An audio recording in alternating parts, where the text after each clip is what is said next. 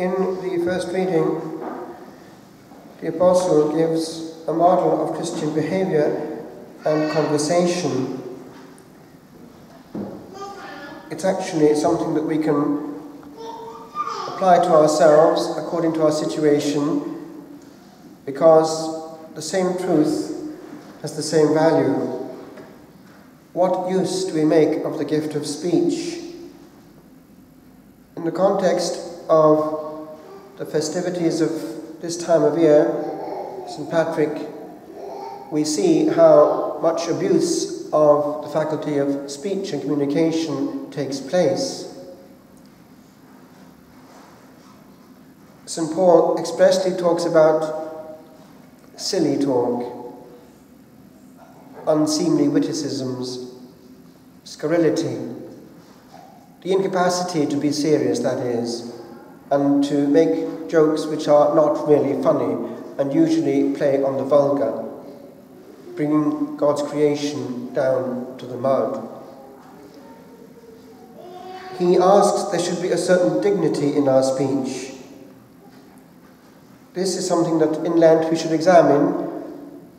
I remember being told that years ago at the beginning of a retreat. The novice master told us that the devil is never afraid of general resolutions, but very afraid of specific ones. So we're asked to walk as children of light, for the fruit of the light is in all goodness and justice and truth.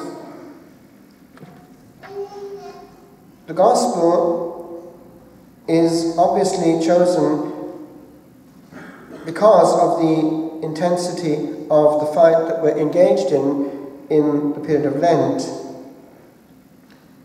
Here he is casting out devils. This particular one is done. But then the question of Beelzebul comes up. Beelzebul, Lord of the Flies. They have names. And he answers in a way which actually we can listen to. Every kingdom divided against itself is brought to desolation, and house will fall upon house. Have you noticed that the old policy, divide and conquer, is precisely the one that he uses? His word, his name is the divider, diavolos, and he likes to get Christians to spend their conversation demolishing each other, criticizing each other, and taking refuge in factions, usually in language which is pretty un-Christian. And then we have what can happen if eventually the demon is expelled and comes back with 7 more worse than he. Have you come across a person who has at one stage been delivered from, for instance, drug abuse, maybe after 2 or 3 years of community life, and then falls back? At that point, it's very difficult to get back to that person, especially if it's some of the heavies, like heroin. But I want to zoom into this hand-to-hand combat, because we have to be aware of it. Remember that one of the great ploys of the demon is to hide himself and to let us understand that he's not a personal power. The Catechism itself warns us. Behind the disobedient choice of our first parents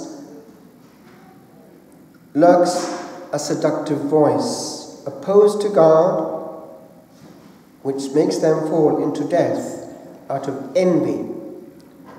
Envy. Can you see why? He does not like to see others take the throne that he had. Scripture, says the Catechism, and the Church's tradition see in this being a fallen angel. And notice how much the word angel is used in our time. It's part of his ploy again, so that people can have a devotion to angels which are actually his own satellites, fallen angels. When faith is weak, people believe not less but more, and so they're easy prey for half-truths. So it goes on, a fallen angel called Satan, Shaitan, it's the adversary in Hebrew, or the devil. The church teaches that Satan was at first a good angel made by God. And of course, hell did not exist. And he had not the foggiest idea of what could happen if he tried to own what he had and rebel, drawing with him all the angels, he thought. Hell started to be at that point. And what was his surprise? It's rather like what happened actually to Hitler. He didn't think that actually England and company would come in against him, but we did.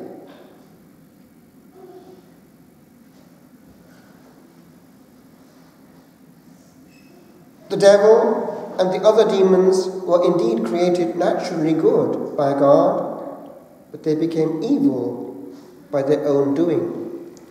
So, at one point in pre-time, this first jarring note enters the cosmos. Way before we come on the track, and we come into a cosmos damaged. And we have against us, with a perfect hate, beings that wish us harm. That's the battle that we have to be aware of.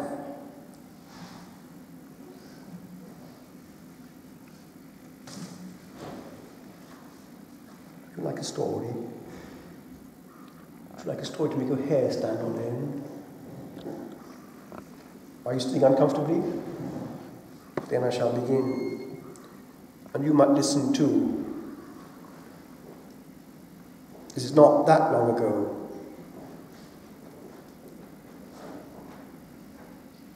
A certain Father Theophilus was called into a convent where a possessed woman had been sequestered so as to be treated.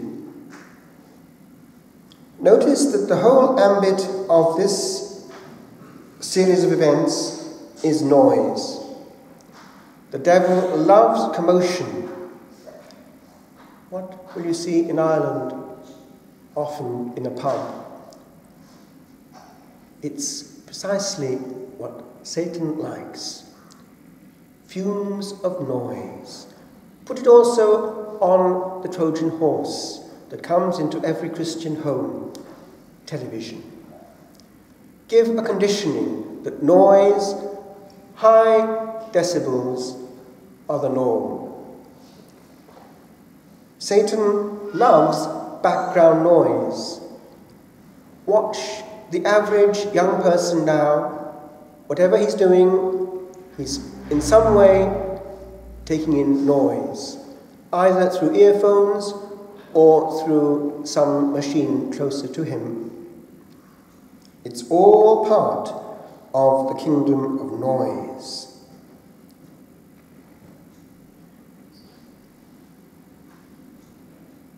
So, Father Theophilus commands, "Silence, Satan! Keep quiet, you infamous reprobate!"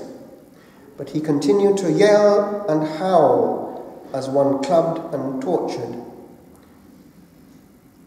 I've seen it, by the way, happen. You start applying the relic of the Holy Cross or something of that nature to a possessed person, and you have immediate yells that come straight from hell.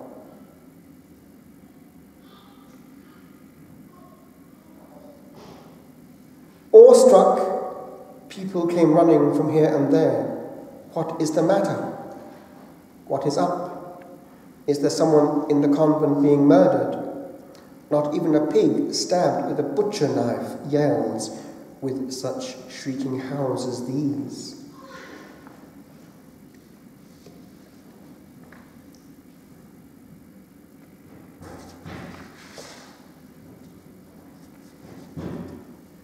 he carries with him in a pyx around his neck the Blessed Sacrament when he is exorcising as a defense against physical violence.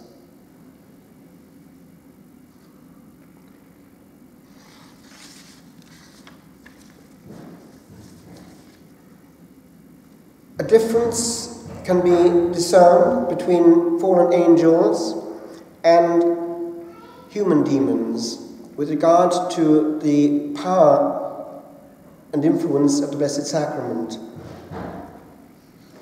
It would seem that the fallen humans who end up in demonic state try to vent their wrath against what they knew they've missed and abused. There are, unfortunately, fallen priests down there. And what is going on right now is part of not just a loss of faith, but directly an attack on the sacred by the powers of the underworld, using often weak people of influence. There is going on right now, in our time, a direct, head-on attack on the sacred, not just by man, but by the demons using men and women.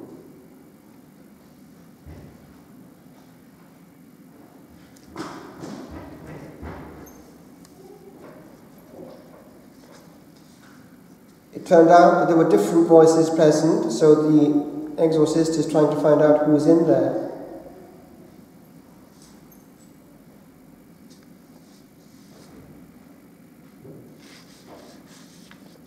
We come now to a specific dialogue.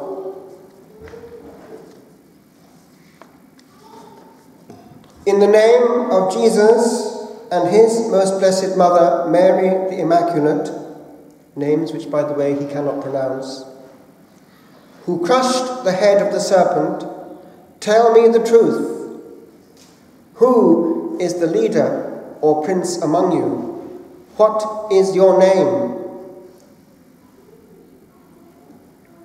We have this barking noise, like the sound of hell itself. Beelzebul! You call yourself Beelzebul.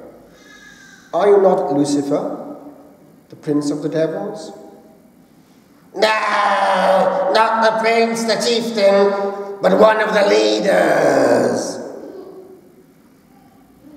You were, therefore, not a human being, but you are one of the fallen angels, who with selfish pride wanted to be like unto God. Here we have the devil replying with grinning teeth. Yes, that is so! Ah, how we hate him! Why do you call yourself Beelzebul, if you are not the prince of the devils? Enough! My name is Beelzebul! From the point of influence and dignity, you must rank near Lucifer. Or do you hail from the lower choir of angels? I once belonged to the seraphic choir. What would you do if God made it possible for you to atone for your injustice to him? Then we have a demonic sneering. Are you a competent theologian? How long have you been torturing this poor woman? Since her 14th year. How dared you enter into that innocent girl and torture her like that? Did not her own father curse us into her? Notice that. A curse can work and wreak havoc for years and years and years, even over land.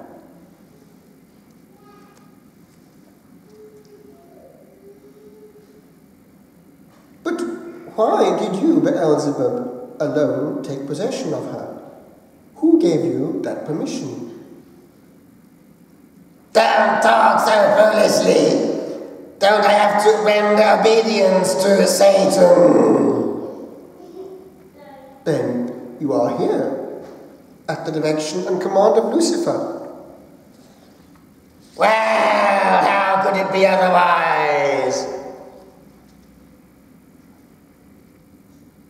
We note also that Father Theophilus addressed the devil in English, German, and again in Latin. And the devil, Beelzebub, and all the other devils replied correctly in the very same tongues in which they were addressed.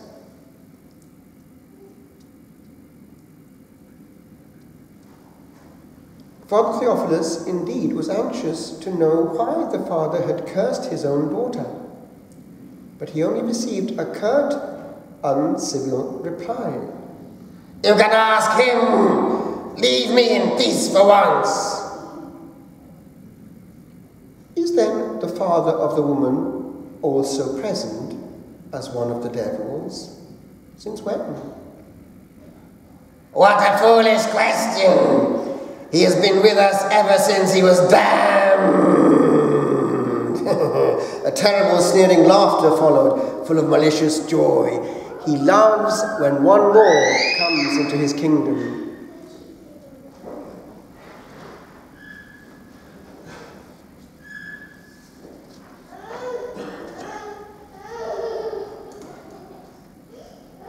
So, we notice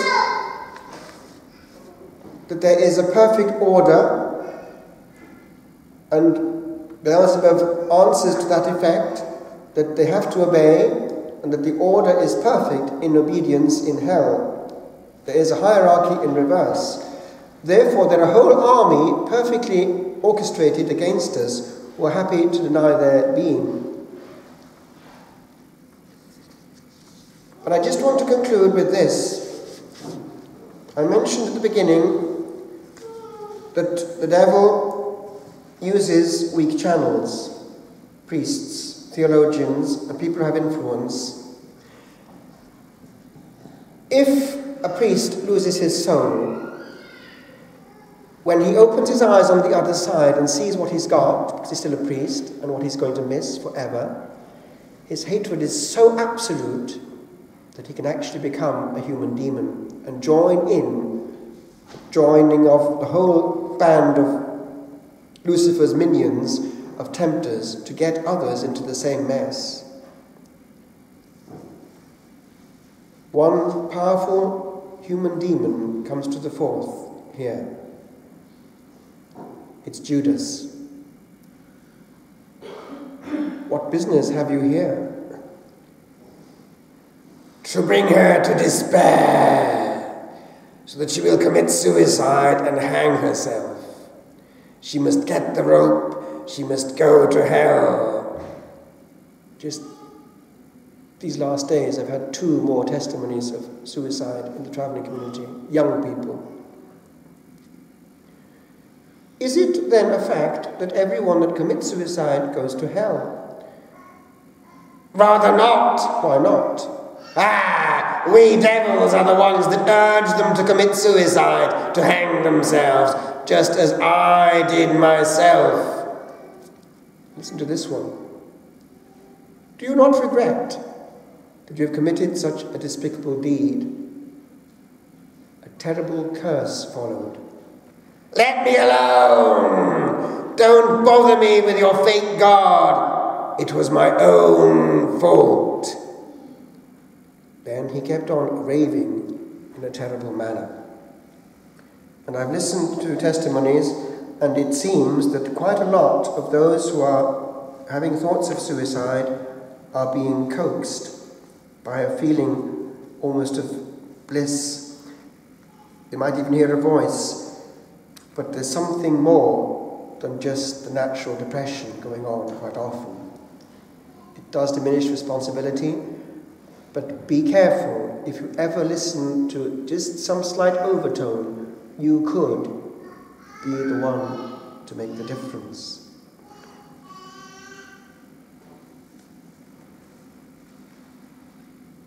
This I wrote after coming across the case of a priest who did lose his soul and come up in exorcism years and years later. It's a true story, and he was obliged to say how and why he got there. He started well, but it's rather sad. The one point when things started to get really out of control was when he stopped being regular in the breviary. Why? It was the one thing that brought him back to base, back to base, back to base.